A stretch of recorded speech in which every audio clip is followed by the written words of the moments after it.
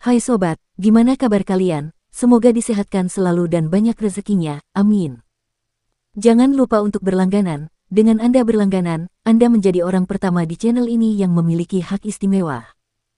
Pada kesempatan kali ini, Sabta Novel akan melanjutkan Tales of Herding Gods episode 106-110.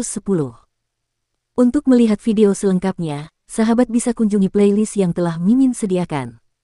Yuk mari, kita berimajinasi bersama dan masuk ke alur ceritanya.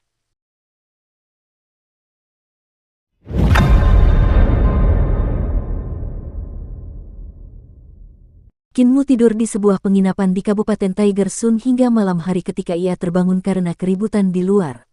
Ia mendengar pemilik penginapan berkata, tidak tahu dari mana kumbang-kumbang ini datang. Mereka menyerbu dari segala penjuru dan tidak dapat dibunuh atau diusir.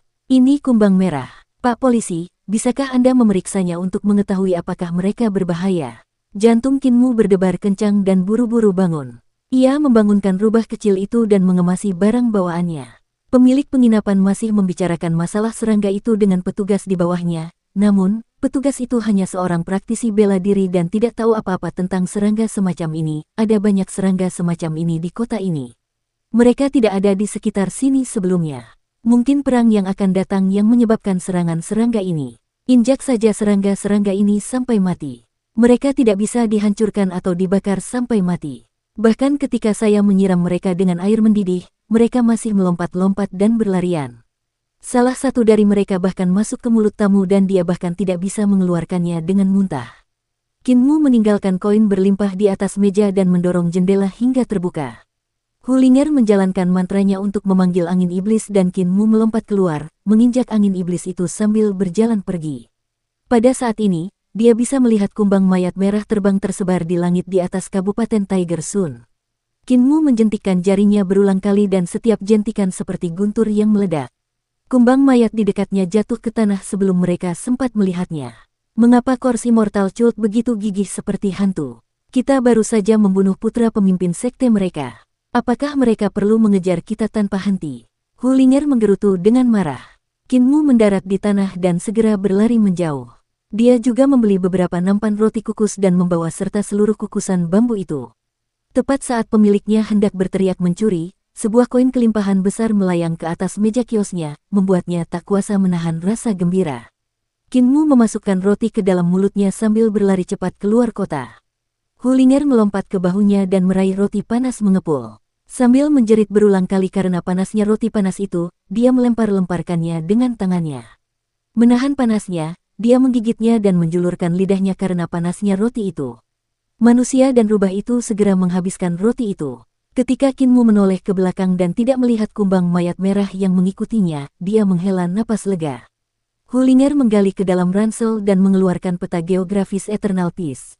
Kinmu membuka peta geografis itu dan memeriksanya. Ia kemudian mengangkat kepalanya dan melihat sekeliling.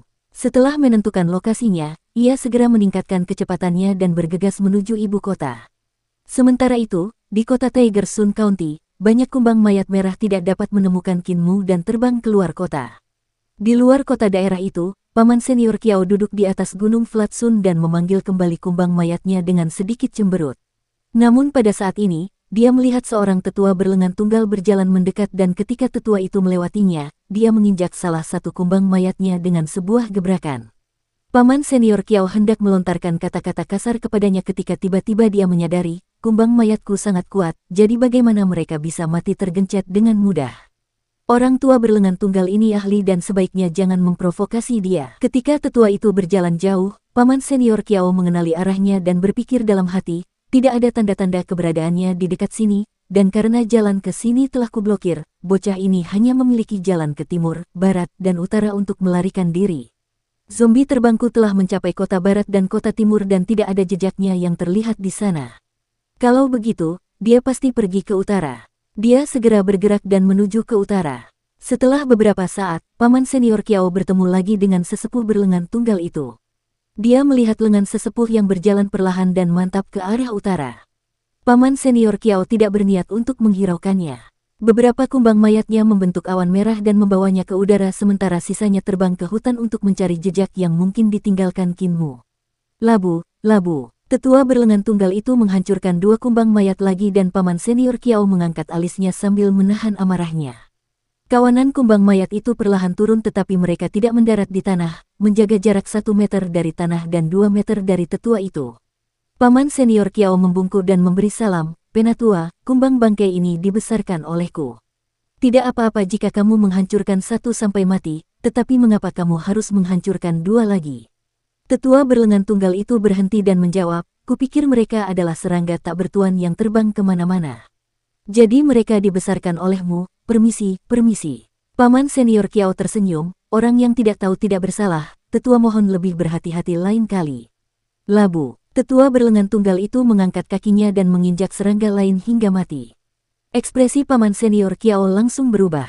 Tetua berlengan tunggal itu segera mundur dan berkata, "Aku tidak melakukannya dengan sengaja." Labu, beberapa kumbang mayat lainnya terbang di bawah kakinya tanpa alasan dan hancur menjadi jus berwarna merah.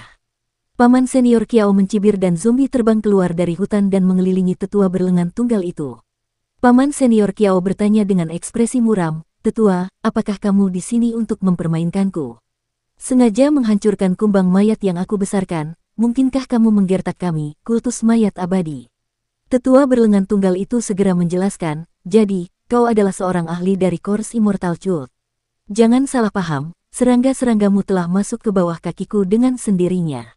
Kau tidak bisa menyalahkanku." Paman senior Kiao tidak tahu kedalaman kultivasinya dan sedikit takut. Ekspresinya tenang dan memaksakan diri untuk berkata, "Karena tidak sengaja, mari kita tinggalkan saja." Saat hendak pergi, dia mendengar suara gedebuk lagi. Paman senior Kiao menjadi marah dan ketakutannya berubah menjadi keberanian. Dengan pikiran di benaknya, para zombie terbang itu menerkam si tetua. Zombie terbangnya berbeda dari milik Hein. Hein hanyalah murid baru dari Kors Immortal Cult yang baru saja mencapai alam 6 arah dan mengembangkan seni ilahinya. Sedangkan dia adalah sosok generasi tua di Kors Immortal Cult dengan kultivasi alam 7 bintang. Zombie terbangnya telah lama disempurnakan menjadi mayat berlapis baja tembaga yang memiliki urat tembaga dan tulang besi. Mereka semua dipenuhi dengan kekuatan yang mencengangkan. Terlebih lagi, dia telah memurnikan cukup banyak mayat dan dengan begitu banyak mayat berbaju besi tembaga yang menerkam sesepuh berlengan tunggal itu, tentu saja sangat mudah untuk menangkapnya. Sebelum zombie terbang itu bisa menerkam tetua itu, sebuah nama Buddha yang bergema terdengar dan aura Buddha meledak keluar. Darah paman senior Kiao menjadi dingin dan hanya bisa merasakan seorang Buddha berdiri di depannya. Dia tidak bisa menahan rasa takut dari jiwanya dan langsung berlutut di tanah untuk bersujud dalam-dalam, "Ampuni hidupku." Sementara itu, para zombie yang terbang itu disinai oleh aura Buddha dan mereka jatuh terkapar di tanah. Hubungan antara dia dan para zombinya terputus sama sekali. Mereka langsung tercerahkan oleh sesepuh berlengan tunggal dan tidak akan pernah bisa melukai orang lagi. Berdiri, tetua berlengan tunggal itu menatapnya dan pergi, "Siapapun bisa melakukan kesalahan, maafkan mereka jika memungkinkan. Aku tidak akan membunuhmu, tetapi aku berharap kau bisa mengampuni orang-orang jika memungkinkan untuk membebaskan mereka." Paman senior Kiao mengangkat kepalanya dan melihat sekelilingnya. Ia menghela napas lega dan berpikir, "Untung saja aku pintar.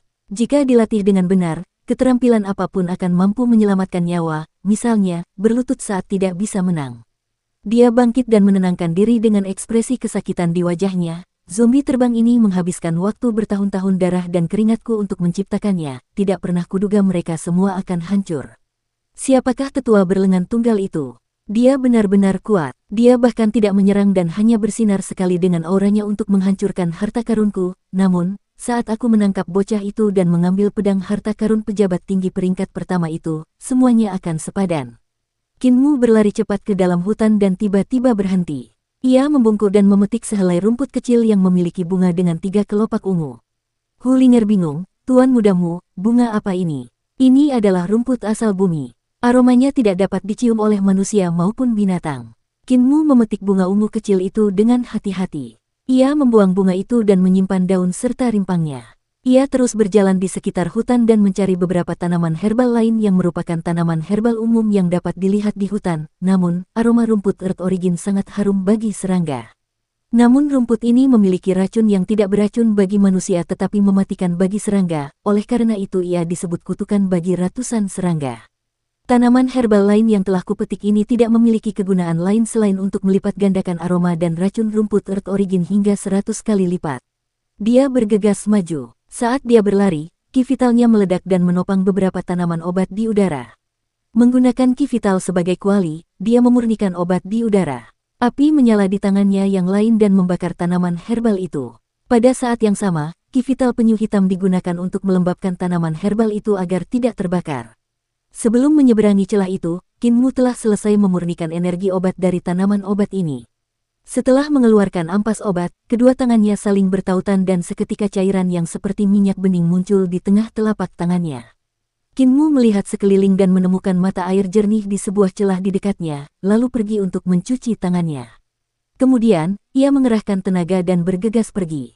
Tidak lama kemudian, awan merah terbang di langit dan terlihat di mana-mana. Itu adalah kumbang mayat merah milik paman senior Qiao. Kumbang mayat merah ini mengikuti jejak Qin Mu dan segera mengejar Qin Mu.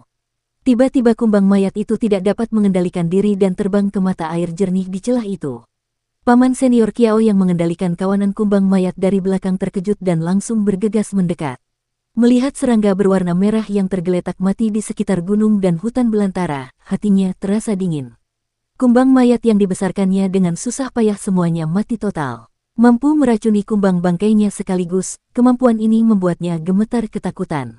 Selain itu, hal yang paling penting adalah Qin Mu yang kini telah pergi jauh tersenyum dan berkata kepada rubah kecil yang bersembunyi di dalam tasnya, kumbang mayat juga merupakan sejenis racun dan merupakan racun yang hebat. Kumbang mayat merah bahkan lebih beracun. Minyak racun yang baru saja aku suling tidak berpengaruh pada manusia, tetapi jika dimakan oleh kumbang mayat merah, minyak itu akan menyatu dengan racun kumbang mayat merah dan berubah menjadi racun lain yang bahkan lebih mengerikan. Selama seseorang menyentuh racun itu, daging dan darah mereka akan mulai membusuk dan tubuh mereka akan lumpuh. Mereka tidak akan bisa bergerak dan hanya bisa melihat diri mereka membusuk. Hulinger terlonjak kaget dan berteriak, "Tuan muda, apakah praktisi kuat dari kultus mayat abadi itu akan diracuni? Saya lihat kultivasinya cukup tinggi." Qin Mu berkata dengan lemah, "Itu tergantung apakah dia mau menyentuh kumbang bangkai itu atau tidak." Sambil menatap langit, dia berkata dengan lembut, "Racun ini akan mendetoksifikasi dirinya sendiri. Saat matahari menyinarinya, racunnya akan hancur dan menjadi semakin lemah. Setelah terkena terik matahari selama 1 jam, racunnya akan hilang. Namun, dalam 1 jam berikutnya, siapapun yang menyentuhnya akan mati." Di celah itu, tubuh paman senior Qiao bergetar dan dia tiba-tiba mencibir, "Untung saja aku masih punya lebih banyak kumbang bangkai dan ratu kumbang itu masih ada di sini." Pada saat ini, kumbang bangkai di tubuhnya memanjat keluar dengan panik dan terbang menuju mata air beracun di celah itu. Bahkan ratu kumbang juga terbang keluar. Paman senior Qiao berteriak kaget dan segera menangkap ratu kumbang itu, tetapi kecepatan terbang ratu kumbang itu sangat cepat. Ia telah sampai di mata air dan meminum air mata air itu. Paman senior Qiao mencengkeram ratu kumbang dari belakang dan hendak menghela napas lega ketika tubuhnya tiba-tiba menjadi kaku. Kulit di telapak tangannya membusuk dengan cepat dan pembusukan ini menyebar ke lengannya. Otot-ototnya mulai terlepas dari lengannya dan jatuh ke tanah, dengan cepat berubah menjadi nanah. Dia dapat melihat lengannya membusuk tetapi dia tidak merasakan sakit. Dia ingin memotong lengannya tetapi kesadarannya seolah terpisah dari tubuhnya dan tidak dapat mengendalikan tubuhnya. Sambil menggertakkan giginya, paman senior Qiao mengerahkan seluruh kekuatannya untuk mengangkat lengannya yang lain. Tiba-tiba tubuhnya kehilangan keseimbangan dan jatuh ke lantai. Dengan wajahnya di lantai, ada beberapa bangkai kumbang mayat lagi di bawah wajahnya. "Kakek apoteker benar, dia bilang kalau aku tidak bisa menang, aku harus menggunakan racun." Bocah gembala sapi dari desa lansia cacat mendesah sedih di kejauhan. 5 hari kemudian, Qin Mu tiba di daerah Rivertum. Daerah Rivertum jauh lebih makmur daripada kota-kota daerah lain yang pernah dilihatnya dalam perjalanannya ke sini. Daerah Rivertum adalah kota yang dibangun sepenuhnya di atas sungai. Sungai ini adalah Gold River dan bukan Surging River, oleh karena itu Rivertum juga dikenal sebagai Gold Tomb. Air sungai Gold River yang deras sangat luas dan perkasa seperti laut. Awalnya, Rivertum County dibangun di sebuah pulau di sungai, tetapi seiring dengan semakin banyaknya kapal yang datang dan pergi, daerah itu berkembang pesat dan menjadi terlalu padat penduduknya, sehingga pembangunan berskala besar dilakukan untuk membangun sebuah kota. Pada saat itu, yang ditunjuk sebagai hakim daerah Rivertum adalah guru kekaisaran saat ini. Pada saat itu, ia sudah menjadi praktisi yang kuat dan penuh dengan bakat. Ia menunjukkan kemampuan yang luar biasa dan mengumpulkan banyak pekerja terampil dan praktisi seni ilahi yang tak terhitung jumlahnya untuk meletakkan pilar batu yang dalam ke sungai. Setiap pilar batu panjangnya 300 yard dan totalnya ada 3.800 pilar batu. Puncak pilar batu berada 100 yard di atas permukaan air yang memungkinkan kapal-kapal besar berlayar di bawahnya dan juga banjir mengalir lewat. Guru Kekaisaran Perdamaian Abadi menggunakan batu-batu besar untuk mengaspal jalan bersama dengan para pekerja terampil dan praktisi seni dewa, dan menggunakan seni dewa untuk menstabilkan dan membangun wilayah makam sungai. Ini adalah proyek yang sangat besar dan butuh puluhan ribu praktisi seni dewa yang bekerja keras selama 10 tahun untuk membangun kota baru ini. Di bawah kota baru itu terdapat beberapa impluvia untuk penerangan dan ketika hujan deras, impluvia dapat digunakan untuk mengalirkan air hujan. Ada juga beberapa dermaga yang dibangun di bawah kota untuk memperlancar lalu lintas. Di samping kota juga terdapat pelabuhan-pelabuhan, baik besar maupun kecil, untuk tempat singgah kapal-kapal yang datang untuk memuat dan membongkar barang. Tempat ini sangat ramai, oleh karena itu, tempat ini juga disebut sebagai ibu kota kecil. Para pejabat sarjana pada waktu itu mengkritik pembangunan kota baru dan menuduh hakim daerah Makam Sungai merencanakan pemberontakan dengan membangun kota Makam Sungai untuk mencegat urat nadi kerajaan. Mereka mengajukan petisi kepada kaisar untuk mengeksekusinya. Mereka juga mengatakan bahwa hakim Makam Sungai membangun kepala naga di Sungai Emas dengan maksud yang jahat. Setelah Guru Kekaisaran Perdamaian Abadi mencapai prestasi spektakuler ini, ia dipanggil ke ibu kota dan banyak orang mengira kaisar akan mengeksekusinya. Mereka tidak pernah menyangka bahwa putra mahkota Yan Feng sangat mengaguminya dan setelah putra mahkota Yan Feng naik tahta dengan keterampilan dan strateginya yang hebat, ia berulang kali mempromosikan Guru Kekaisaran Perdamaian Abadi dan mengangkatnya menjadi Guru Kekaisaran tidak lama kemudian. Qin Mu juga mendengar cerita menarik ini dari jurumudi dan tidak tahu seberapa banyak kebenarannya. Namun, kemampuan Guru Kekaisaran Perdamaian Abadi dan mata kebijaksanaan Kaisar Yan Feng membuatnya mengagumi kedua orang itu. Di atas kapal yang sama terdapat beberapa cendekiawan dari daerah Makam Sungai. Beberapa adalah cendekiawan miskin dari keluarga miskin dan ada juga cendekiawan dari keluarga kaya. Qin Mu melakukan beberapa penyelidikan dan menemukan bahwa sebagian besar dari orang-orang ini berasal dari sekolah dasar dan perguruan tinggi. Mereka semua adalah siswa dari sekolah yang sama. Qin Mu tercengang dan bertanya tentang sekolah dasar dan perguruan tinggi di daerah Makam Sungai. Baru saat itulah dia mengetahui alasannya. Sekolah dasar dan perguruan tinggi didirikan oleh Guru Kekaisaran Perdamaian Abadi dan telah diperluas ke seluruh negeri. Guru Besar Kekaisaran memberitahu Kaisar Yan Feng, mereka yang berusia 8 tahun, dari bangsawan hingga rakyat jelata, harus masuk sekolah dasar, untuk mempelajari daoyin, etiket, rasa kesopanan, ritual dan musik, memanah, literasi, kultivasi untuk membangun fondasi mereka. Bakat para siswa harus diperhatikan terlebih dahulu, kemudian para siswa harus diajar sesuai dengan bakat mereka. Para siswa yang telah membangkitkan embrio roh mereka dan menghancurkan tembok harta karun ilahi mereka akan dipilih untuk masuk perguruan tinggi. Guru Besar Kekaisaran kemudian memberitahu Kaisar Yan Feng, ketika mereka berusia 15 tahun, putra tertua dan ahli waris putra langit serta ahli waris para adipati, pejabat tinggi, pejabat senior, cendekiawan kekaisaran akan kuliah bersama rakyat jelata yang berbakat. Mereka akan mempelajari seni ilahi, keterampilan pedang, cara meluruskan pikiran, cara mengolah diri sendiri, cara memerintah rakyat. Mereka akan mahir dalam pengetahuan seni ilahi setiap saat. Pada saat itu, semua cendekiawan perguruan tinggi akan menjadi murid yang mulia dan tidak perlu bergantung pada sekte. Seiring berjalannya waktu, bahaya sekte akan terbebas. Guru Besar Kekaisaran juga berkata, setelah lulus dari perguruan tinggi, seseorang dapat masuk ke Imperial Chollege. Para sarjana Imperial Chollege akan mempelajari jalan menjadi pejabat dan jenderal, dan mempelajari jalan tersebut dan memerintah seluruh dunia. Dengan begitu, keempat lautan akan mencapai kedamaian dan yang mulia akan terbebas dari kekhawatiran. Qin Mu menghela napas dengan sedih. Dengan cara belajar Guru Kekaisaran Perdamaian Abadi, bagaimana mungkin sebuah negara tidak makmur? Ruang hidup sekte di Kekaisaran Perdamaian Abadi diperas oleh sekolah dasar dan perguruan tinggi. Tanpa ruang hidup, tidak mengherankan sekte akan memberontak. Di atas kapal, Qin Mu mengeluarkan buku perhitungan yang dibelinya di kota Makam Sungai. Sambil mempelajarinya dengan saksama, ia menuliskan metode perhitungannya dengan pensil arang di atas kertas. Tiba-tiba seorang sarjana berbadan gempal bertanya, saudara Qin juga akan pergi ke ibu kota untuk mengikuti ujian kekaisaran. Qin Mu menganggukkan kepalanya dan tersenyum, benar sekali. Aku berencana pergi ke ibu kota untuk mempertaruhkan masa depanku. Kakak Wei juga akan pergi ke sana untuk mengikuti ujian kekaisaran. Sarjana berbadan gempal bernama Wei Yong itu menganggukkan kepalanya dan tersenyum, lulus ujian masuk dengan pujian akademis dan masuk ke Imperial College untuk belajar adalah keinginanku yang sudah lama terpendam. Sarjana lain tertawa, Saudara Wei, tidak semudah itu untuk masuk ke Imperial College. Usiamu baru 14 tahun dan kau masih sarjana tingkat dasar. Kau tidak akan bisa masuk ke Imperial College. Wei Yong mencibir, apakah para sarjana Imperial College sehebat itu? Mereka bahkan mungkin tidak bisa mengalahkanku dan Saudara Qin. Sebagian besar cendekiawan tertawa terbahak-bahak. Qin Mu juga tersenyum. Banyak sarjana yang berada di kapal yang sama dengan mereka semua akan pergi ke ibu kota untuk mengikuti ujian kekaisaran. Mereka semua ingin masuk ke Imperial College milik kekaisaran.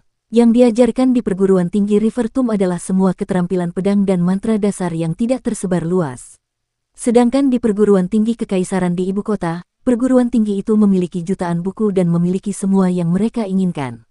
Hampir semua teknik dan seni ilahi dari semua sekte di Kekaisaran Perdamaian Abadi dikumpulkan di sini.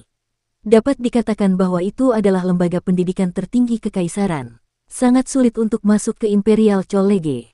Para sarjana perguruan tinggi dari seluruh negeri telah berjuang keras hanya untuk masuk. Sedangkan untuk para sarjana sekolah dasar, mereka kebanyakan berencana untuk masuk ke ibu kota untuk masuk ke perguruan tinggi di sana. Bahkan lebih sulit lagi bagi seorang sarjana sekolah dasar untuk masuk ke Imperial College. Kecuali mereka sangat luar biasa, mereka tidak akan memiliki kesempatan untuk masuk. Setiap tahun, jumlah sarjana sekolah dasar yang dapat lulus ujian masuk dan masuk ke Imperial College hampir tidak ada. Juru mudi mengarahkan kapal ke arah pantai. Qin Mu menyadari bahwa kapal ini menggunakan tungku aneh. Ada api di tungku tersebut dan selama batu obat dilemparkan ke dalamnya, energi spiritual di batu obat tersebut akan mampu memutar roda gigi di atas tungku. Roda gigi tersebut kemudian dihubungkan ke roda air yang mendorong kapal besar tersebut ke depan seperti kendaraan air. Juru mudi hanya perlu memegang kendali dan mengendalikan arah. Qin Mu mendecak lidahnya karena heran. Di mana dia bisa melihat benda aneh seperti itu di reruntuhan besar. Tidak lama kemudian, kapal besar itu akhirnya berlayar ke tepi sungai. Turun bersama para cendekiawan lainnya, Qin Mu mengikuti mereka dan tiba di pasar kendaraan dan kuda setelah berjalan beberapa saat. Qin Mu melihat sekeliling dan menjadi semakin penasaran. Dia bisa melihat perahu-perahu yang berlayar di darat, kendaraan terbang, derek, dan naga darat yang disewakan dan dijual. Ada juga beberapa kapal yang siap berlayar. Asap mengepul dari kapal-kapal ini dan bahkan ada api yang bercampur dengan asap. Saudara Qin, ke sini. Wei Yong berdiri di dasar kapal dan melambaikan tangan padanya. Kapal itu menurunkan tangga kapal dan ada beberapa cendekiawan yang menaiki kapal. Qin Mu berjalan mendekat dan mengangkat kepalanya untuk melihat kapal, memperlihatkan ekspresi heran. Wei Yong sudah mengenalnya sejak awal dan tersenyum. Kapal yang melaju di darat terlalu bergelombang, kendaraan terbang terlalu mahal, burung bangau dan naga darat harus menghadapi angin dan hujan, tetap saja yang paling nyaman adalah naik kapal. Hanya saja kecepatannya sedikit lebih lambat. Namun, masih terlalu pagi sebelum seleksi, oleh karena itu, mari kita naik kapal ke ibu kota. Qin Mu setuju dengannya dan bertanya, berapa harganya? Wei Yong mengeluarkan sebotol anggur dan tersenyum, kau berpakaian lebih bagus dariku dan kau masih peduli dengan harganya. Sister Fox, aku membelikanmu anggur.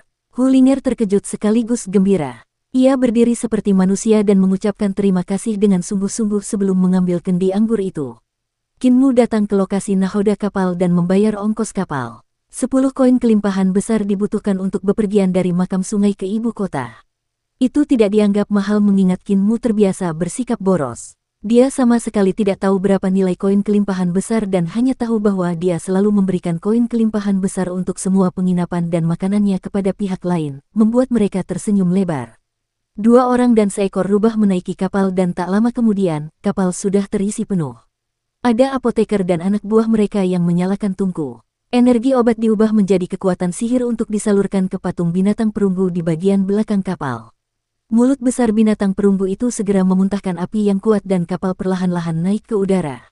Kapal perlahan menyesuaikan arahnya di udara dan membentangkan layarnya saat melaju keluar dari Rivertomb, menuju ke utara.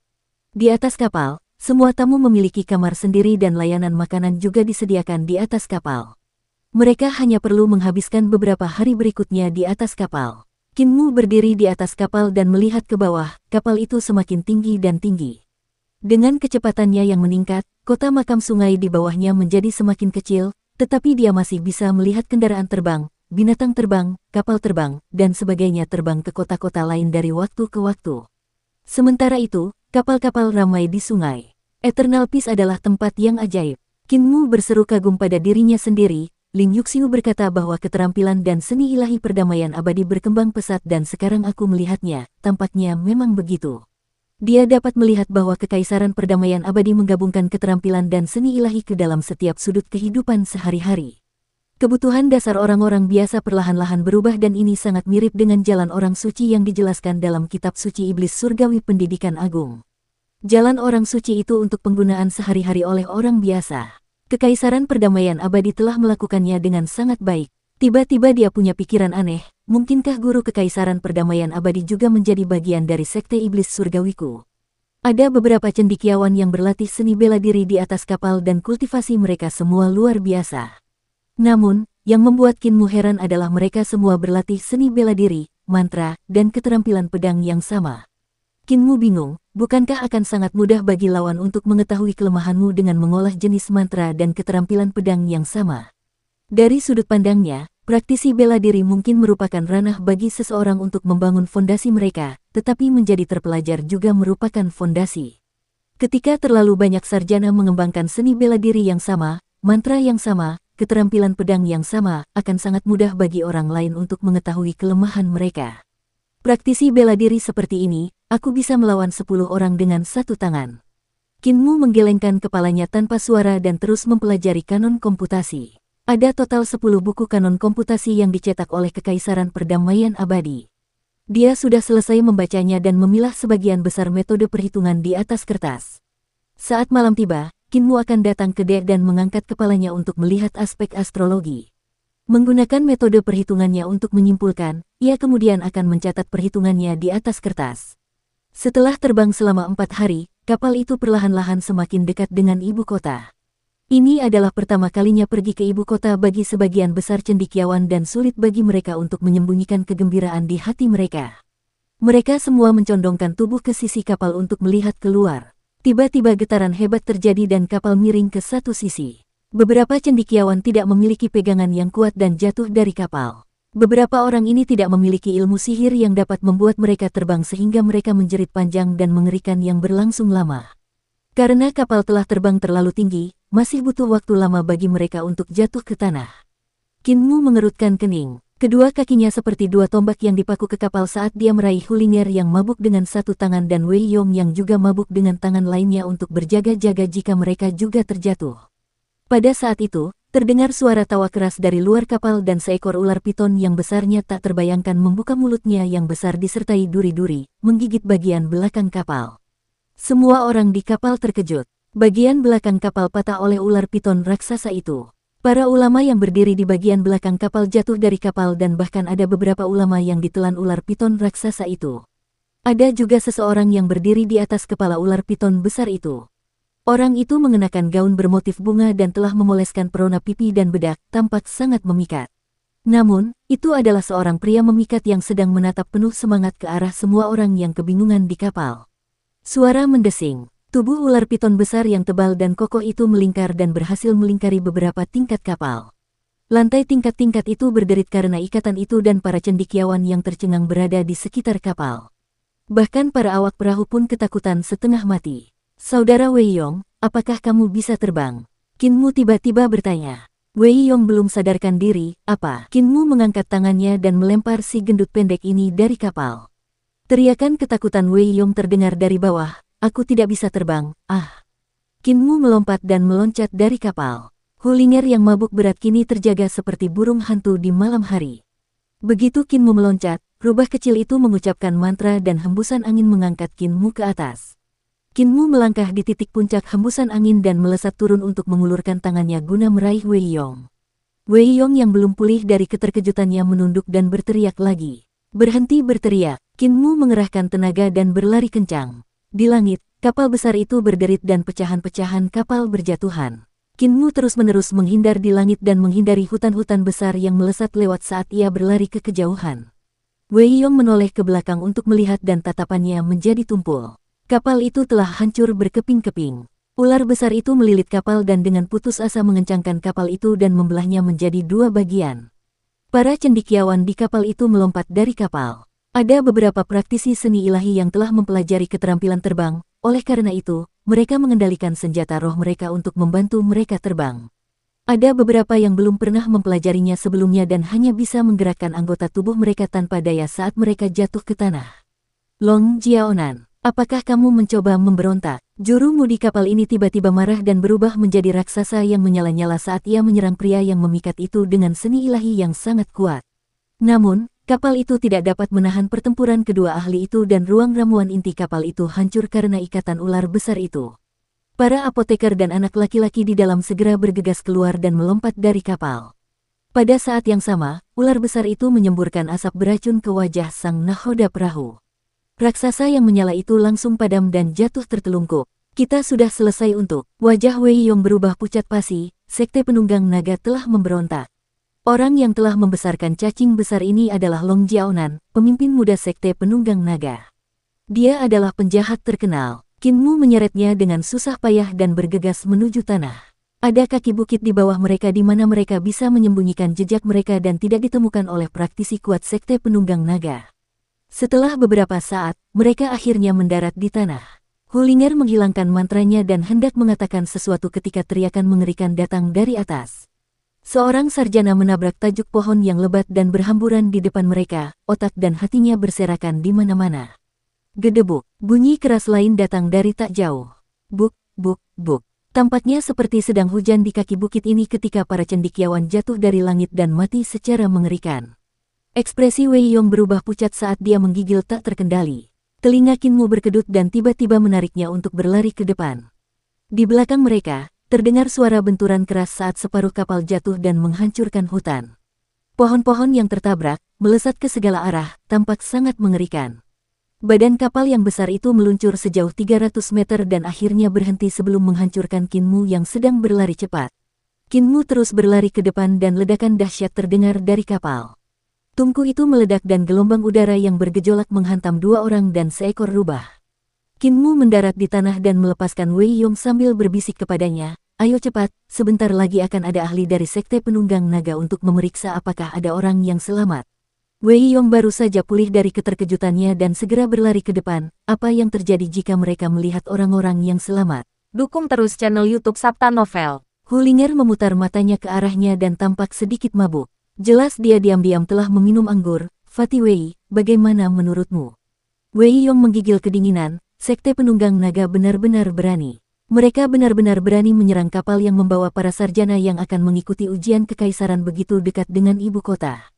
Ketika luka-luka guru kekaisaran sembuh, dia pasti tidak akan membiarkan sekte penunggang naga pergi. Kau benar-benar mengira guru kekaisaran terluka. Kinmu menggelengkan kepalanya, menurut pendapatku, Imperial Preceptor sama sekali tidak terluka. Dia sengaja memancing ular-ular keluar dari lubang, untuk memancing semua kekuatan yang menentangnya di Eternal Peace Empire dan menangkap mereka semua sekaligus. Bukankah Dragon Reader Sect sekarang dipancing keluar olehnya? Wei Yong tercengang dan berteriak, "Maksudmu, tidak mungkin. Kudengar ada sedikitnya 20 daerah yang memberontak. Mereka telah menguasai kota-kota dan menyebabkan banyak sekali kematian di antara rakyat jelata, dan ada banyak bandit yang mengamuk. Bagaimana mungkin guru kekaisaran membiarkan hal seperti itu?" Kinmu menjawab, "Itu adalah taktik alami. Jika dia tidak terluka, bagaimana dia bisa memancing para pemberontak dan pengkhianat ini keluar? Karena itu dia terluka. Setelah mengalami kekalahan di reruntuhan besar dan dibunuh dalam perjalanan kembali, dia terluka parah. Tidak peduli apakah itu reputasi atau kekuatannya, dia telah mengalami penurunan besar. Siapa yang akan menyerah pada kesempatan sebesar itu?" Dia berkata dengan tegas, "Dari apa yang kulihat, ini pasti konspirasi dari guru kekaisaran dan dia pasti tidak akan menghentikan pemberontakan sampai semua pemberontak dan pengkhianat telah membuka kedok sifat asli mereka." Wei Yong masih merasa sulit menerimanya dan bergumam, "Tapi banyak orang akan mati. Namun, bahaya yang mengintai guru kekaisaran perdamaian abadi akan sepenuhnya disingkirkan, benar kan?" Kinmu menatap Wei Yong. Si gendut ini sangat lincah dan benar-benar bisa mengikuti jejaknya. Namun, sepertinya dia tidak memiliki pemahaman apapun terhadap angin dan tidak bisa melangkah maju untuk terbang. Kinmu melanjutkan, "Begitu dia benar-benar menyingkirkan bahaya yang mengintai, siapa yang berani mengganggunya saat dia berperang dengan pasukannya? Selain itu, Jika Imperial Preceptor berhasil menangkap semua musuhnya sekaligus, siapa yang berani menolak jika dia ingin naik tahta? Wei Yong menggigil beberapa kali tak terkendali dan menatap Qin Mu seolah-olah dia adalah monster. Saudara Qin, kamu kira-kira seumuran denganku, kan? Bagaimana kamu bisa memikirkan begitu banyak intrik dan konspirasi? Rubah kecil, apakah dia sebenarnya adalah roh rubah tua yang licik yang telah mengolah dirinya menjadi manusia? Hu Ling'er menjadi bersemangat dan berkata, Fatih Wei, kamu juga menyadarinya. Aku sudah lama menduga bahwa Tuan Muda adalah rubah jantan yang telah menjadi cerdas. Wei Yong menjawab, jangan panggil aku Wei Gendut. Keluarga Wei di makam sungai juga dianggap sebagai keluarga terhormat. Jika kabar ini tersebar, itu akan memalukan. Rubah kecil itu lalu berkata, kalau begitu aku akan memanggilmu si Gendut Yong. Wei Yong terdiam sejenak sebelum menjawab dengan suara serak, lebih baik kau memanggilku Wei Gendut, setidaknya kedengarannya lebih baik. Tiba-tiba Qin Mu bertanya, Saudara Wei, apa kultivasimu? Aku telah menembus tembok 5 elemen dan membangkitkan harta karun ilahi 5 elemenku, namun, kultivasiku tampaknya tidak jauh lebih tinggi dari milikmu. Wei Yong bingung, apa kultivasimu? Alam embrio roh. Ki vital Qin Mu menyapu dan mengeluarkan pisau pembantai babi sambil berkata, Saudara Wei, kamu urus 2 orang, aku urus 2 orang. Wei Yong tidak mengerti apa maksudnya. Tiba-tiba 4 ekor ular besar merayap dari hutan di depan mereka. Ular-ular besar itu diiringi alunan seruling yang merdu, ringan dan cepat. Mirip seperti seorang gadis desa yang sedang bermain dengan ular hijau di semak-semak, nadanya kadang tinggi dan kadang rendah. Orang-orang yang meniup seruling itu pastilah murid-murid Sekte Penunggang Naga. Melihat ke arah sumber suara, Qin Mu tidak melihat satupun ahli dari Sekte Penunggang Naga, oleh karena itu mereka seharusnya bersembunyi. Sekte Penunggang Naga awalnya adalah sekte dari daerah berkembang pesat yang berada di dekat ibu kota. Mereka memelihara ular untuk mencari nafkah. Karena mereka dapat memelihara ular besar, maka mereka menyebut diri mereka penunggang naga. Sekte ini telah ditaklukkan oleh Imperial Preceptor dan selalu tahu tempatnya. Bahkan di antara binatang-binatang aneh yang dipelihara di militer, ada ular-ular besar yang dipelihara oleh para pengikut Sekte Penunggang Naga. Suara suling itu terdengar jernih dan merdu ketika ular-ular besar melata mengikuti alunan musik suling. Saudara Qin, senjata Sekte Penunggang Naga mungkin terlihat seperti ular besar, tetapi sebenarnya suara serulinglah yang digunakan untuk mengendalikan serangan ular besar itu. Wei Yong hendak memberitahu Qin Mu tentang metode penyerangan Sekte Penunggang Naga, tetapi Qin Mu sudah bergegas keluar. Tanpa pilihan, Wei Yong hanya bisa melangkah maju dan bergegas maju juga.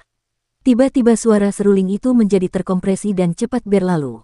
Kecepatan ular-ular mahkota merah besar itu tiba-tiba bertambah cepat saat mereka menerkam kedua orang itu. Saat Qin Mu bertemu dengan ular besar pertama, cahaya pisau tiba-tiba menyambar dan meledak seperti bola perak besar. Pertempuran tengah malam melintasi kota-kota berbadai. Dalam sepersekian detik, sebelum ular mahkota merah raksasa itu bisa menerkamnya, cahaya perak melingkupinya. Cahaya perak ini melesat dari kepala ular ke ekor ular dan ketika cahaya perak itu lenyap, yang tersisa hanyalah kerangka ular besar tanpa daging atau darah. Pada saat yang sama, Hu Ling'er mengendalikan bilah anginnya yang melengkung untuk membelah ular besar lainnya. Namun, suara seruling mengendalikan ular besar itu untuk menghisap dengan mulutnya yang besar dan menghisap bilah angin yang melengkung. Setelah itu, ular itu ingin memuntahkan asap beracun. Qin Mu menyatukan jari-jarinya dan menusukkannya ke depan, yang menyebabkan pedang pelindung junior menusuk mata ular besar itu. Sambil menjentikkan jari-jarinya ke atas, pedang pelindung junior langsung keluar dari kepala ular itu. Di sisi lain, Wei Yong maju ke depan dan kultivasinya padat. Dengan kotak pedang di punggungnya, dia mengendalikan pedang terbang untuk menusuk ular-ular besar. Kotak pedang itu juga merupakan senjata spiritual, namun, ketajamannya lebih rendah daripada pedang pelindung junior dan pisau pembantai babi milik Qin Mu. Wei Yong bergerak lincah di bawah serangan kedua ular itu dan berhasil menciptakan banyak luka pedang pada ular besar itu, tetapi dia tidak dapat menemukan kesempatan untuk membunuh kedua ular besar itu. Meskipun kultivasinya kuat, teknik bertarungnya jauh lebih rendah daripada Qin Mu dan gerakannya juga merupakan gerakan dari sekolah. Dia tidak memiliki kemampuan untuk membunuh dengan satu pukulan. Tiba-tiba Hu Ling'er melompat dan memasuki hutan seperti gumpalan asap sementara Qin Mu juga bergegas masuk ke hutan dari arah lain. Wei Yong berteriak ketakutan karena dia ingin bergegas juga tetapi dia tidak punya kesempatan karena diikat oleh dua ular besar. Pada saat ini, suara seruling tiba-tiba berhenti dan tanpa perintah suara seruling, kedua ular besar itu menghilang. Wei Yong mengambil kesempatan ini dan membunuh kedua ular itu, lalu bergegas masuk ke hutan sekaligus. Saat di hutan, dia mendengar suara rubah kecil datang, si gendut Wei, ke sini. Wei Yong segera berlari dan melihat Qin Mu bersama rubah kecil itu. Mereka berada di samping pohon besar yang berdarah, tetapi Wei Yong tidak melihat siapapun. Setelah melihat lebih dekat, dia melihat bahwa yang berdarah bukanlah pohon itu, melainkan seorang pria. Pakaian pria ini persis sama dengan kulit pohon itu dan bahkan wajahnya dicat dengan serat kulit pohon itu. Orang ini telah menggali lubang di pohon besar, yang ukurannya pas untuk bersembunyi di dalamnya. Tanpa melihat lebih dekat, mustahil untuk melihatnya. Dia adalah murid sekte penunggang naga. Jantung Wei Yong berdebar kencang dan berkata, "Saudara Qin, para pengikut sekte penunggang naga biasanya bergerak secara berkelompok. Yang kamu maksud?" Qin Mu juga mengalami perubahan ekspresi saat melihat ke bagian hutan yang lebih dalam. Pohon-pohon di sana hijau dan rimbun, lalu lebih dari 100 sosok berjalan keluar dari batang pohon. Tubuh mereka ditutupi butiran kulit pohon. Suara seruling itu terdengar dan ular-ular besar yang tak terhitung jumlahnya muncul dari balik hutan. Ular-ular itu menyebar kemana-mana di atas bukit-bukit dan lembah-lembah dan mahkota merah ular-ular besar ini seperti bunga-bunga yang bergoyang lembut tertiup angin. Murid-murid sekte penunggang naga telah berjaga di garis depan, menunggu untuk membersihkan orang-orang yang lolos dari jaring. Ular-ular yang tersebar di seluruh bukit dan lembah itu merayap maju. Pemandangan itu membuat bulu kuduk mereka berdiri. Ekspresi Wei Yong berubah pucat pasi dan bergumam, apa yang sedang dilakukan ibu kota? Segala macam iblis dan monster telah berlarian keluar, di mana para penjaga ibu kota. Pada saat ini, suara ledakan tiba-tiba terdengar dari ibu kota. Jantung Qin Mu bergerak sedikit dan segera meraih Hulinger dan meletakkannya di ranselnya dan berbisik, "Mundur." Wei Yong langsung mundur dan saat mereka berdua mundur sejauh 300 meter, ular-ular itu tiba-tiba mulai bergerak gelisah seolah-olah mereka telah mengalami guncangan hebat dan merayap dengan panik ke arah mereka. Selain ular-ular itu, para pengikut sekte penunggang naga juga menjadi panik dan melompat ke kepala ular-ular itu. Ular-ular besar itu merayap seperti sedang terbang saat mereka menerkam Qin Mu dan teman-temannya. Kembali ke belakang, Qin Mu berteriak dan Wei Yong mengerti dan segera kembali bersamanya. Menurunkan kotak pedang di punggungnya dan membantingnya dengan keras ke tanah, Wei Yong menutup kedua tangannya dan masing-masing tangan memiliki dua jari yang disatukan saat dia mencengkeram rahasia pedangnya. Kotak pedangnya terbuka dan pedang-pedang terangkat satu demi satu dengan ujung pedang menghadap ke bawah. Dengan suara dengungan pedang, pedang-pedang itu terpisah dan berputar mengelilingi Qin Mu dan dirinya, ujung-ujung pedang itu berputar cepat keluar. Qin Mu tercengang. Jurus Wei Yong ini tidak diajarkan oleh sekolah dan jauh lebih rumit dibandingkan dengan ilmu pedang yang dipelajari oleh para cendekiawan di sekolah. Itu seharusnya ilmu pedang yang diwariskan melalui keluarganya. Wei Yong pernah berkata bahwa keluarga Wei adalah keluarga terhormat di makam sungai dan tampaknya dia tidak menyombongkannya. Ular-ular itu menyerbu dan energi vital Qin Mu meledak. Cincin-cincin emas muncul di depan dan belakangnya dan cahaya pedang melesat ke arah ular-ular besar dan para pengikut di kepala ular-ular yang menyerbu. Ini adalah keterampilan yang telah dipelajarinya di kuil-kuil kuno di border Dragon City. Itu seperti seni ilahi tetapi itu bukan seni ilahi. Kekuatan serangannya tidak lemah, dan begitu ular-ular besar terluka oleh cahaya pedang emas, mereka akan menghindarinya dan meluncur ke satu sisi. Sementara itu, para pengikut sekte penunggang naga terganggu oleh cahaya pedangnya dan tidak punya waktu untuk menyerang balik. Orang-orang dan ular-ular ini tampaknya tidak menyerang mereka dan tampak seperti mereka berusaha melarikan diri. Akan tetapi, ada terlalu banyak ular yang menyerbu dan juga sulit bagi Qin Mu untuk menghindari semua ular besar itu. Ular-ular besar ini menyerbu seperti banjir dan hendak membanjiri mereka berdua. Wei Yong berteriak keras dan pedang terbangnya berputar cepat di sekitar mereka berdua untuk mengiris ular-ular yang menyerbu. Dengan api dan percikan api yang berdesis, sisik-sisik ular besar beterbangan karena teriris dan bahkan ada ular besar yang dagingnya teriris, tampak sangat menyedihkan. Tekanan pada Wei Yong tiba-tiba meningkat, membuatnya sulit untuk menahannya. Qin Mu segera mengubah gerakannya dan dengan kedua telapak tangannya saling bersilangan, ki vitalnya seperti sungai besar yang mengamuk saat berubah menjadi arus dan menghantam tubuh ular besar itu. Di dalam ranselnya, Hulinger mengeksekusi mantra dan membangkitkan tornado yang menyapu ular-ular besar itu. Tekanan pada dua orang dan satu rubah itu semakin membesar dan pada saat ini, suara ledakan itu semakin dekat. Burung-burung besar dengan bulu hitam dan jambul merah berlari kencang di antara gunung seperti sedang terbang. Burung-burung besar ini seperti bukit yang bergerak dan paruhnya panjangnya beberapa meter. Berjalan di hutan seperti berjalan di semak-semak bagi mereka. Cakar mereka yang tajam menghancurkan bebatuan gunung dan paruh mereka yang besar mematuk ular-ular besar, mengayunkannya ke segala arah. Di belakang, burung-burung itu berdiri 5 hingga 6 prajurit dengan anak panah di pinggang dan busur panjang di tangan mereka. Mereka terus-menerus menembaki murid-murid sekte penunggang naga yang terpental dan setiap murid yang terpental dari kepala ular itu akan langsung menjadi sarang tawon.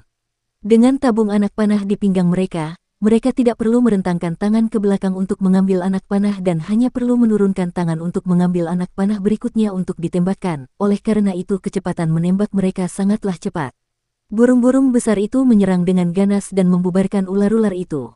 Saat cakar burung mereka yang besar turun, mereka dapat mencengkeram ular-ular besar itu dan cakar yang tajam itu akan menusuk dalam-dalam ke tubuh ular-ular besar itu dan mencabik-cabik ular mahkota merah itu. Kawanan burung mengejar ular-ular itu hingga mereka mencapai Qin Mu dan teman-temannya.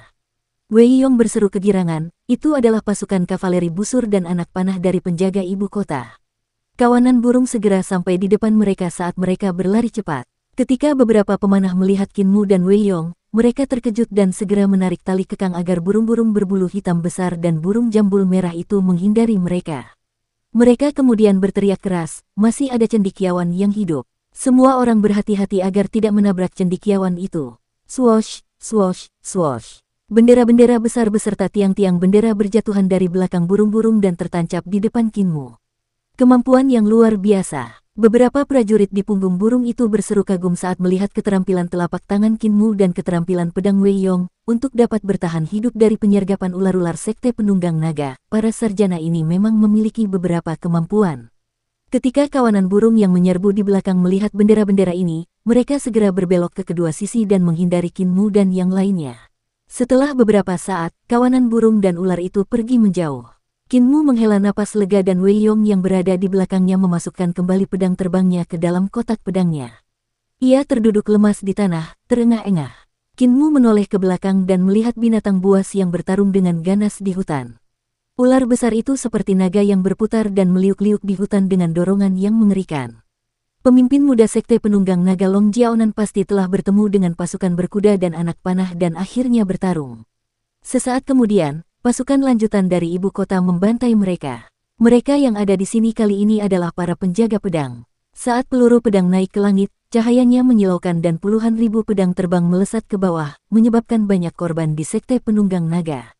Long Jiaonan membawa ular besarnya dan mundur dengan ular-ular berukuran kecil yang tak terhitung jumlahnya yang merayap ke tubuh ular besar itu. Banyak murid sekte penunggang naga naik ke langit dan juga mendarat di tubuh ular besar itu. Ular besar itu benar-benar memuntahkan awan iblis disertai guntur dan kilat, lalu terbang ke udara dan melesat pergi. Para penjaga pedang mengejarnya. Mereka segera pergi semakin jauh. Apakah masih ada cendekiawan yang selamat? Tanya sebuah suara di hutan. Ya, saya baru saja melihat 2 orang sarjana. Hanya ada 2 sarjana. Suara itu terdiam. Dari mana kapalnya? Seharusnya dari daerah Rivertum, kota kelahiran Imperial Preceptor. Sialan. Sekte penunggang naga menyerang kapal cendekiawan dari daerah makam sungai dengan jelas untuk menjatuhkan pamor guru kekaisaran. Itu juga salah kita. Kita tidak menjaganya dengan baik. Ikuti aku, ayo kita pergi dan temui kedua cendekiawan itu. Sesaat kemudian, beberapa burung besar berlari cepat ke arah Qin Mu dan rekan-rekannya. Seorang perwira militer berpangkat tinggi yang mengenakan baju besi melompat dari punggung burung itu untuk melihat Qin Mu dan Wei Yong. Dengan suaranya yang menggelegar, ia bertanya, 2 orang sarjana, apakah kalian tahu berapa banyak orang yang ada di dalam kapal itu? Qin Mu tidak menghitung dengan tepat dan ragu sejenak, sekitar 3 hingga 500 orang. Sudut mata perwira itu berkedut, 3 hingga 500 sarjana. Wei Yong segera berkata, Jenderal, ada banyak praktisi seni ilahi di antara para sarjana yang tahu cara terbang. Saya melihat banyak orang terbang keluar dari kapal. Mereka seharusnya selamat. Jenderal itu menggelengkan kepalanya, tidak ada satupun yang selamat. Mereka dimakan oleh ular terbang dari sekte penunggang naga di udara. Kalian berdua adalah satu-satunya yang tersisa.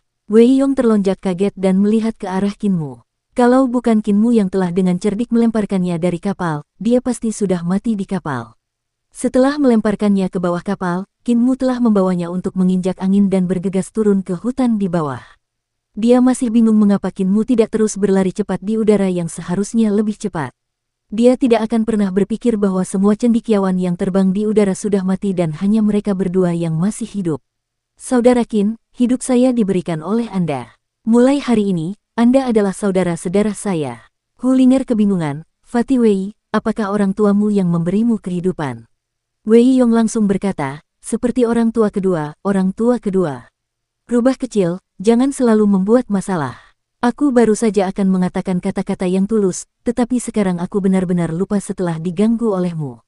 Perwira militer itu tercengang, nama keluargamu Wei. Wei dari keluarga Wei di makam sungai. Wei Yong mengangguk, aku memang dari keluarga Wei di makam sungai. Perwira militer itu menghela napas lega dan berkata, Anda benar-benar anggota keluarga Adipati Wei. Tuan Muda Wei, Adipati pasti akan senang mengetahui bahwa Anda baik-baik saja. Nama keluarga adik laki-laki ini adalah Qin. Mungkinkah itu Qin dari keluarga Qin di ibu kota?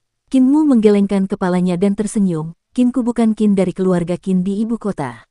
Aku dari prefektur Lizhou. Perwira militer itu berkata, jadi, kalian dari prefektur Lizhou. Semoga kedua cendekiawan itu berusaha untuk segera sampai ke ibu kota. Sekte penunggang naga memiliki kekuatan yang besar dan mungkin masih ada sisa-sisanya.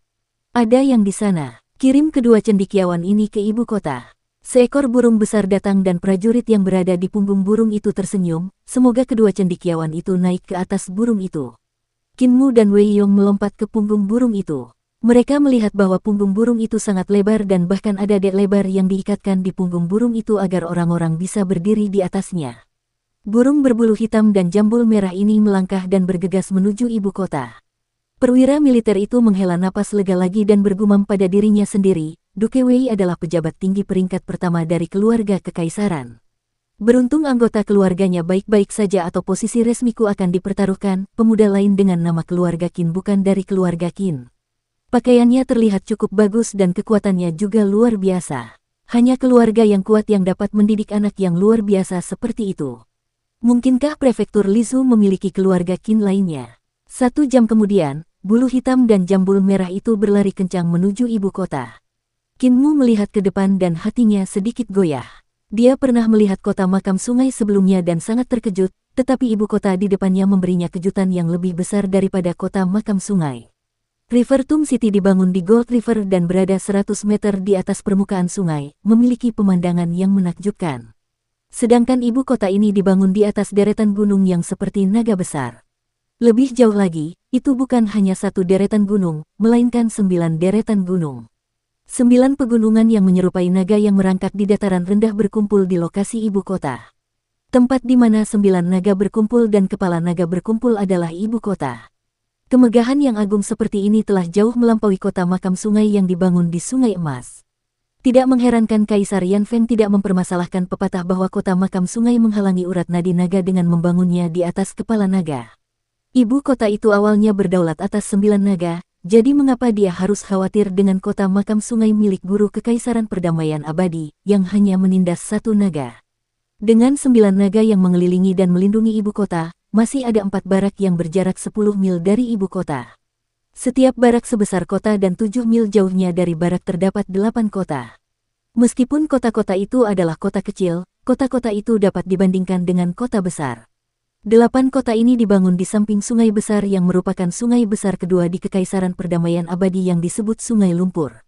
Transportasi air dan darat di sana sangat mudah dan cepat. Sungai besar pertama adalah Sungai Surging yang berasal dari reruntuhan besar. Meskipun merupakan sungai besar kedua, Mud River disebut sebagai urat nadi naga kedamaian abadi, urat nadi naga ortodoks.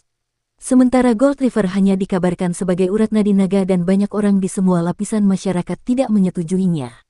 Qinmu menatap ke kejauhan. Ibu kota tempat 9 naga berkumpul memiliki suasana yang luar biasa, seperti yang diharapkan dari tempat putra langit memerintah dunia. Masih ada pasukan yang bersembunyi di pegunungan. Qinmu menatap pegunungan 9 naga dan samar-samar bisa melihat ki pasukan yang membuatnya berteriak keheranan. Beberapa prajurit di punggung burung itu juga tercengang saat mereka melihat ke arahnya. Salah satu dari mereka bertanya, adik kecil kenal orang-orang di ketentaraan. Kamu bahkan tahu bahwa ada pasukan yang bersembunyi di pegunungan. Qinmu tidak menjawab. Alasan mengapa dia bisa melihat pasukan yang luar biasa dengan ribuan orang dan kuda yang tersembunyi di antara pegunungan 9 naga adalah karena mata langitnya. Keterampilan kebangkitan mata langit 9 yang diberikan kepadanya oleh Blind memiliki seni untuk menatap ki. Yang disebut menatap ki adalah untuk mengamati nasib. Menempatkan pasukan dalam skala besar di tempat seperti ibu kota untuk menggunakan ki pasukan untuk menekan nasib kekaisaran, tentu saja tidak bisa lepas dari pandangannya. Pasukan kavaleri busur dan anak panah mengirim mereka ke gerbang ibu kota sebelum berpamitan. Kinmu dan Wei Yong memeriksa izin perjalanan mereka di gerbang kota dan memasuki ibu kota. Sebagai kota di bawah kaki Putra Langit, tentu saja kota itu akan sangat makmur. Meskipun Kinmu pernah ke kota makam sungai dan kota makam sungai yang makmur telah memperluas wawasannya, ibu kota itu memiliki pemandangan yang sama sekali berbeda. Di sini ramai, tetapi tidak ada pedagang yang menawar setiap sen. Kekayaan terkumpul, tetapi lebih dari itu, ada warisan budaya. Rumah-rumah dan bangunan-bangunannya sangat indah dan teknik memahat singa-singa batu di sepanjang pinggir jalan juga sangat indah. Syair-syair berirama di pintu-pintu keluarga besar juga sangat khas. Semua keluarga di sini menaruh dewa pintu di pintu luar mereka dan ini juga memberinya perasaan yang luar biasa, seolah-olah dewa pintu benar-benar bisa hidup untuk bertahan melawan setan dan monster. Satu petunjuk kecil mengungkap tren umum. Dengan memeriksa sehelai daun, seseorang akan tahu apakah saat itu musim semi atau musim gugur. Dengan mengamati setetes air, seseorang akan tahu betapa birunya laut. Saat Kinmu mengamati sekelilingnya, ia menjadi sepenuhnya menyadari betapa hebatnya kekaisaran itu. Kepala desa dan yang lainnya pernah mengatakan kepadanya bahwa kekaisaran perdamaian abadi adalah sebuah sekte yang menyamar sebagai sebuah negara. Baru sekarang dia tahu betapa kuatnya sekte ini. Apakah saudara Qin punya tempat tinggal? Wei Yong mengundangnya, jika tidak ada salahnya datang ke kediaman Adipati untuk tinggal selama beberapa hari. Kita bisa menunggu sampai Imperial College dibuka dan pergi ke sana untuk mengikuti ujian. Kinmu ragu sejenak dan menggelengkan kepalanya. Aku punya teman lama dari kampung halamanku di kota ini dan aku akan tinggal bersama mereka. Saudara Wei Yong, mari kita berpisah di sini. Wei Yong hanya bisa melupakan topik itu dan berkata, jika kamu sudah tenang, kamu bisa memerintahkan seseorang untuk memberitahuku di istana Adipati. Kinmu tersenyum, tentu saja. Benar, saudara Wei Yong, di mana rumah kucing itu? Wei Yong memasang ekspresi aneh. Sebelumnya aku tidak tahu kalau saudara Qin masih orang yang tidak sopan yang menyukai selera seperti ini. Rumah kucing terbesar di ibu kota ada di Flower Alley. Jalan terus sampai ke ujung Flowery Phoenix Street dan belok kanan, setelah itu kamu akan melihat Flower Alley setelah 3 jalan lagi. Rumah kucing terbaik di Flower Alley disebut Rain Listening Pavilion. Jangan tanya bagaimana aku tahu, aku belum pernah ke sana, jaga tubuhmu. Kinmu bingung, rasa macam apa yang masuk ke rumah kucing? Dan apa hubungannya dengan tubuh? Mereka berdua berpisah. Kinmu membawa Hulinger maju dan berjalan menuju jalan bunga Phoenix. Ini bukan rumah kucing. Di Flower Alley, Kinmu melihat bangunan-bangunan di kedua sisi dan merasa bingung. Bangunan-bangunan itu berwarna merah tua dengan lentera tergantung di pintu-pintu tetapi tidak ada tanda-tanda kucing. Adik kecil, kemarilah dan bermainlah. Beberapa adik perempuan melambaikan tangan kepadanya dari atas gedung. Tuan mudamu, apakah Anda mengenal mereka? Hulinger kebingungan, mereka berteriak begitu antusias. Begitu pula ketika aku pergi ke kota naga perbatasan. Ada beberapa saudari yang sangat ramah dan aku tidak terbiasa dengan itu. Kinmu melangkah maju dan melihat papan petunjuk di jalannya. Gang bunga itu sangat dalam dan banyak tikungan dan belokan. Begitu mereka masuk jauh ke dalam, tidak seramai sebelumnya. Para gadis di sini lebih pendiam saat mereka memeluk pipa mereka dan bersandar di jendela. Dengan wajah mereka yang setengah tertutup pipa, mereka memainkan pipa dengan lembut dengan nada yang jernih dan tenang. Saat mereka terus berjalan masuk, alunan musik lembut terdengar dari dalam. Kinmu membuka pintu untuk melihat dan melihat kain kasat tipis berkibar-kibar. Beberapa gadis berlarian ke sana kemari di antara kain kasat tipis itu sementara beberapa gadis menyetel alat musik mereka. Berjalan lebih jauh ke dalam, ada beberapa gadis di lantai atas yang sedang berlatih lagu dan tarian mereka. Suara tawa seperti lonceng yang keras dan jelas terdengar dari waktu ke waktu, menawan dan indah. Saat mencapai gang di sini, tidak banyak orang yang lewat seperti sebelumnya. Akan ada 1 atau 2 pria yang keluar dari halaman dari waktu ke waktu. Mereka tampak seperti tuan karena mereka memiliki wanita yang anggun dan hangat yang merapikan pakaian mereka dan mengantar mereka dengan enggan. Namun, orang-orang yang keluar dari dalam akan selalu menutupi wajah mereka saat melihat Kinmu, seolah-olah mereka takut dikenali. Kinmu bingung, tidak ada yang memalukan untuk keluar dari rumah mereka sendiri, jadi mengapa mereka menutupi wajah mereka? Orang-orang di kota ini sungguh aneh. Ia melangkah masuk ke dalam Flower Alley dan melihat sebuah bangunan yang bertuliskan Rain Listening Pavilion. Pintu bangunan ini terkunci rapat, namun, halamannya tampak dalam dan sangat sunyi. Kinmu melangkah maju dan mengetuk pintu. Sesaat kemudian, dia mendengar suara langkah kaki yang lembut seperti suara seorang gadis. Aku datang, aku datang. Suara pintu dibuka dari dalam dan celah di pintu terbuka. Seorang gadis menjulurkan kepalanya dari balik pintu dan bertanya dengan rasa ingin tahu ketika dia melihat Kinmu. Tamu, siapa yang Anda cari? Kinmu bertanya dengan sopan, apakah Fu Qingyun ada di sana? Gadis itu membuka pintu setengah terbuka dan tersenyum, bolehkah saya menanyakan nama Tuan Muda? Lebih mudah bagi saya untuk memberitahukannya juga. Kamu bisa memberitahu dia bahwa nama keluargaku adalah Qin. Gadis itu menutup pintu dan langkah kakinya perlahan menjauh. Dia pasti pergi untuk memberitahu. Setelah beberapa saat, pintu terbuka sekali lagi dan wajah yang dikenalnya terlihat.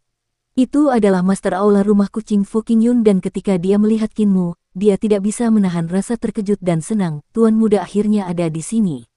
Cepat, cepat, masuklah. Saudari, apa yang kalian tunggu? Sajikan tehnya, Tuan Muda ada di sini. Tuan Muda ada di sini. Suara gadis-gadis itu terdengar dari dalam dan terdengar sangat merdu. Suara mereka yang berdenting terdengar seperti burung-burung kecil yang berkicau di pohon yang baru saja tumbuh di musim semi. Gaun-gaun biru, hijau, merah, dan ungu berkibar di depan mata Kinmu saat para gadis dari paviliun pendengar hujan keluar dan menyambutnya, membuat matanya silau. Semua gadis di paviliun pendengar hujan memiliki ciri khas masing-masing. Sebagian dari mereka sehangat batu giok yang lembut, sebagian sedingin es, sebagian lembut dan menawan, dan sebagian lagi penuh gairah seperti api. Dapat dikatakan bahwa mereka seperti campuran bunga yang secara bertahap memikat mata orang yang melihatnya. Fu Qingyun segera berkata, minggir, semuanya, minggir.